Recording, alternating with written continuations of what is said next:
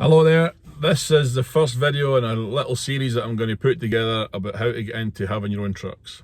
Okay, how to get into the trucking industry and how to run your own trucks. Hope you like the video. If you do, please like it and subscribe. That would be fantastic.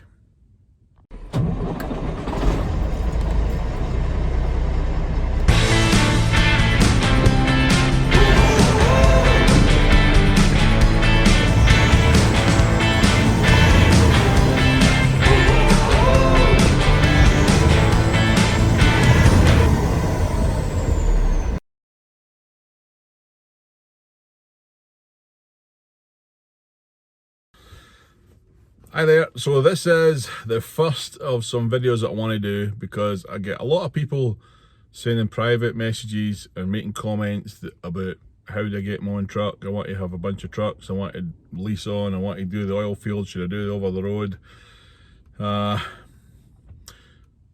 want to just make a kind of series of videos to try and help people and answer a lot of questions rather than do it all individually. So first question, you need to establish some things first of all. The first thing, I've got a list of things here, so if I look down, that's why. Why do you want your own truck? Do you think it's going to make you tons of money? Do you think it's glamorous? Do you think it's glorious? Why do you want to have your own truck? Ask yourself that question. And in what capacity do you want that truck? Up until the freight rates went nuts and everything's gone kind of crazy in the last year, I think I've got a friend who drives for Walmart and he says he makes 100 grand a year, paid vacations, incredible medical, incredible dental, and at that time that's a better prospect than anything, is to drive for Walmart.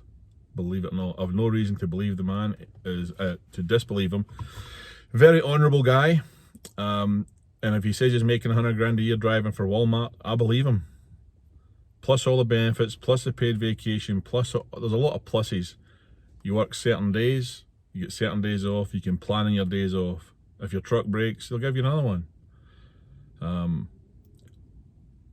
The reason that I want to have trucks in my own is simply this. The reason I don't do the Walmart thing is control of my time.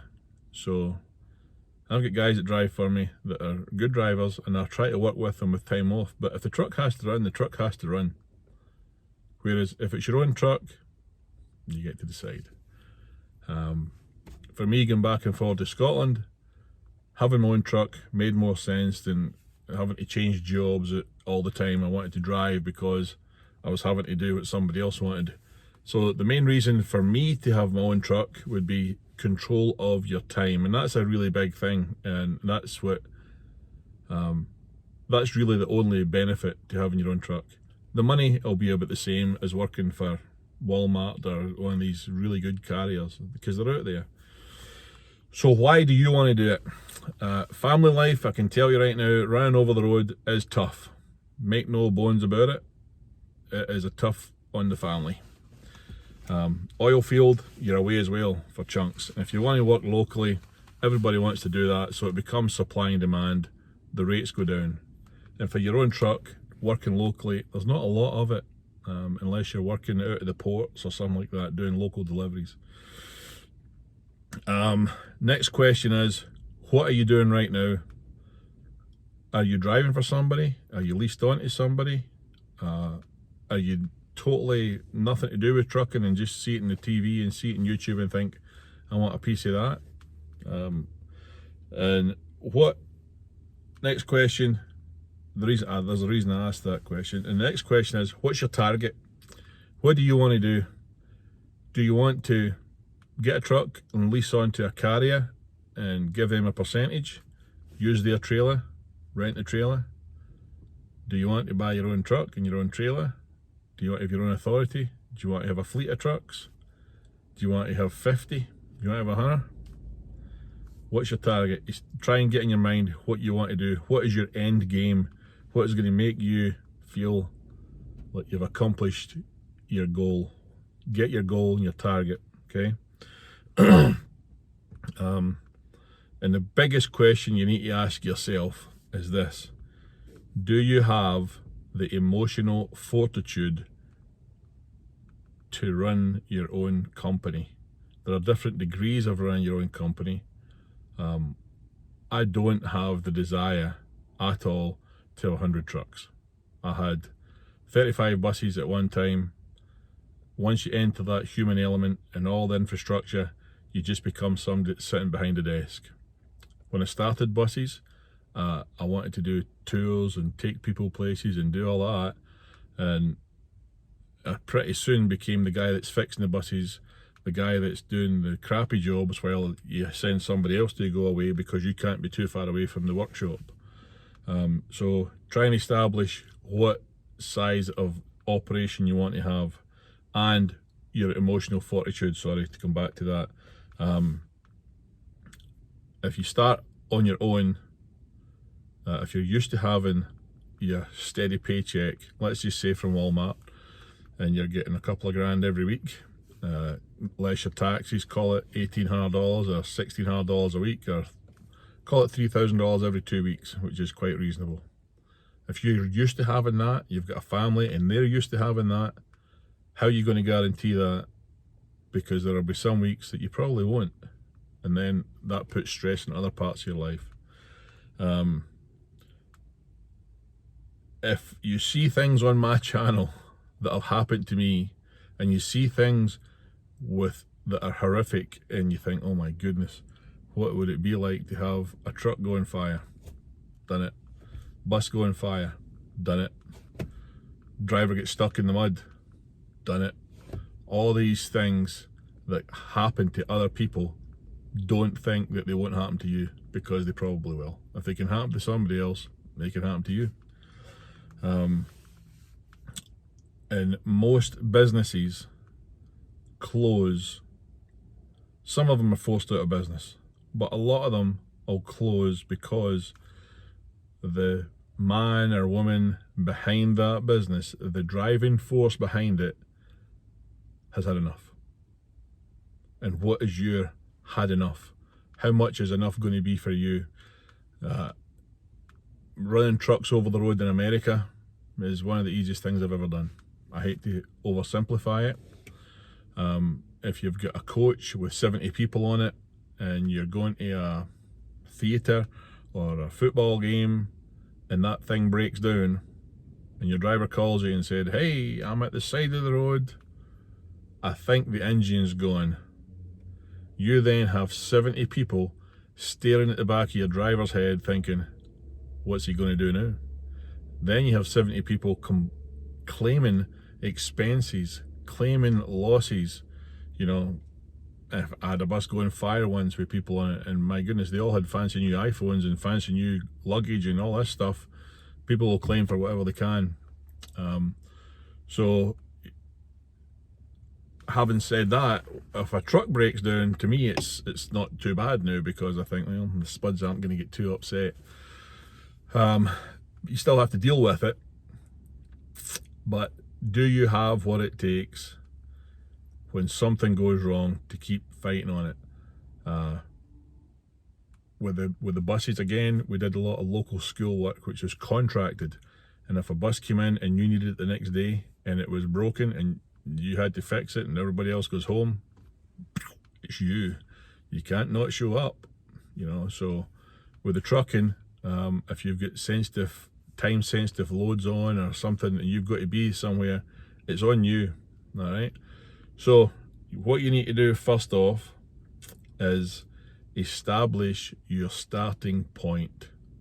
Figure out what you want to do and figure out where you're at and all the steps that you've got to take to get to there. All right, so it may be that you're working selling cars right now and you're thinking, this is no good for me, I don't like it, there's a lot of online sales now and my commissions are cut, I fancy driving a truck. Well, you need to figure out, you know where you're at there, right? And if you think, I want to have my own authority and run my own truck, for example. So first off, you need your driver's license, you need to get your operating authority, you need to form an LLC company, You need to find a driving school, you need to get your learner's permit, you need to get the manual to study it. You can work all these things all the way back to what your starting point is. And just because you want to have 10 trucks, for example, and you're thinking, this is where I'm working for Broadway Ford, and I want to have 10 trucks. If you decide to go out and do that all at once, you'll probably overwhelm yourself, and you'll never actually reach your target or your goal.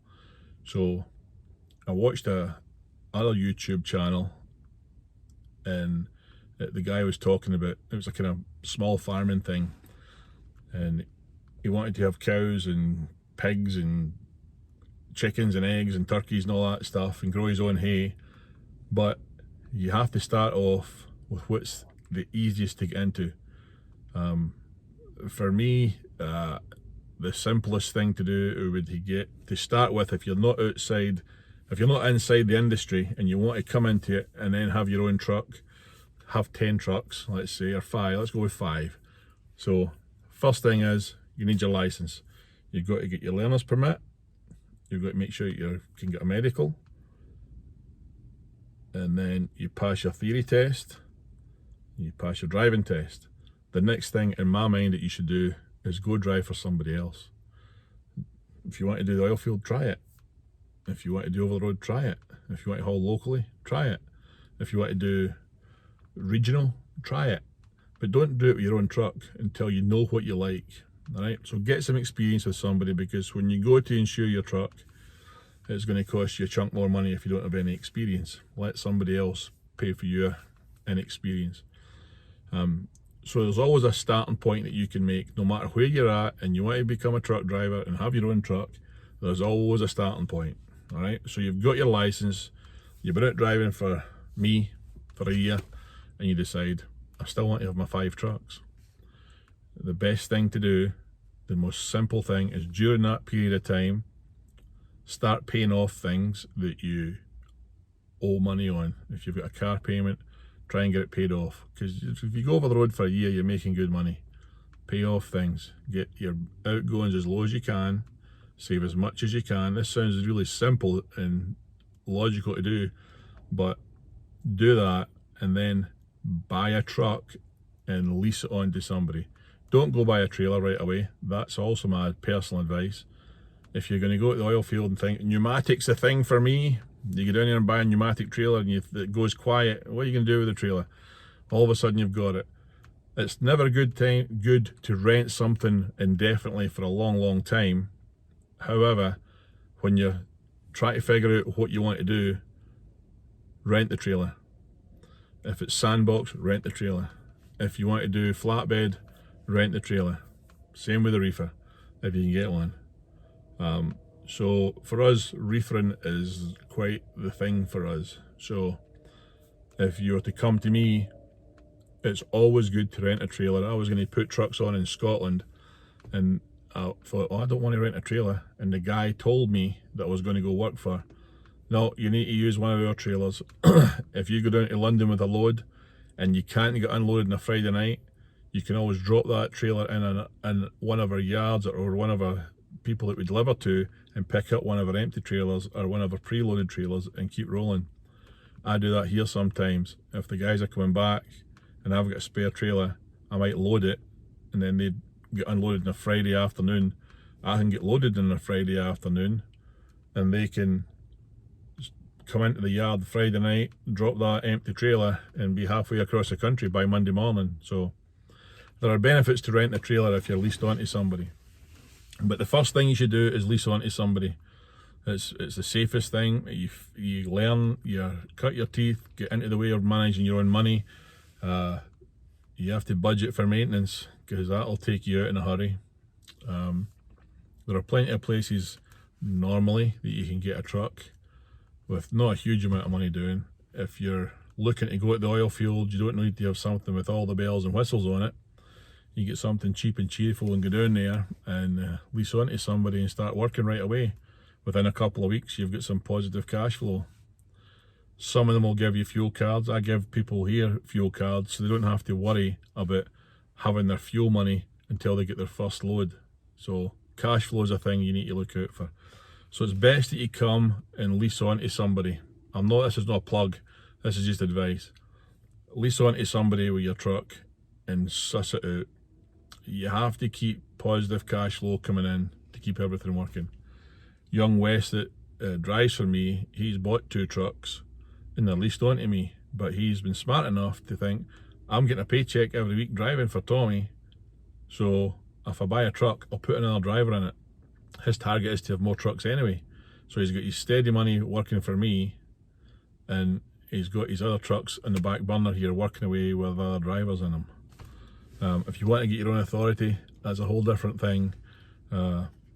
It's easy to get your authority because you just pay somebody to do it for you, but then you have to find your own loads, you have to finance your own running costs, you have to keep up with your fuel taxes, you have to keep up with your MCS 150, you have to keep up with your UCR carrier things. There's just a lot that goes on with your own authority. But if you work into these things, you know, so the best thing to do for me is to do it step by step. That way you're building experience, you're not getting overwhelmed. I see people going into situations, I have people call me all the time, not that I'm a great guru or anything like that, but people call up and say, hey, I've got a chance here, an oil field contract that's going to be paying me $10,000 a week, and we're going to go buy these trucks, and we've never trucked before, and we're going to go do that. And to me, that's just alarm bells. I think somebody down there in that oil field has told you, filled your head full of nonsense that this is money and you think it's guaranteed. It's not. And so you're best to maybe have a truck and stick your foot in a little bit, tiptoe out of the water. Oh, I'm up to my ankles, I'm okay with this. I'm up to my knees, I'm still okay.